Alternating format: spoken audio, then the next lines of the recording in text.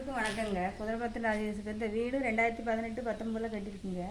இந்த வீடு மோடி திருத்தத்தில் கட்டியிருக்குங்க. இங்கே இந்த வீடுக்கு பட்டா மட்டும்தான் இருக்குது, பத்திரம் மட்டும்தான் இருக்குது, பட்டா இல்லை.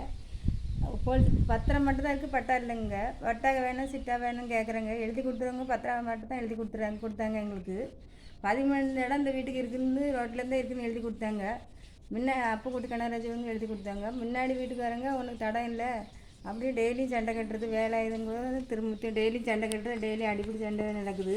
4 வருஷமாக கோர்ட்டில் கேஸு போட்டுக்கும். இந்த அம்மாவும் தீர்ப்பு வாய்தா சொல்லுது. எங்களையும் கூட்டு விசாரிக்கல, முன்னாடி இடத்துக்காரங்களையும் கூட்டு விசாரிக்கிறது இல்லை.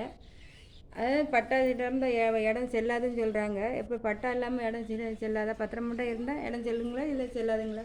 இடம் செல்லாது, போலி பத்திரம் எழுதி கொடுத்துட்றாங்க அப்படின்னு சொல்கிறாங்க. கோர்ட்டில் போனாவோ பத்திர ஆஃபீஸுக்கு போனாவோ.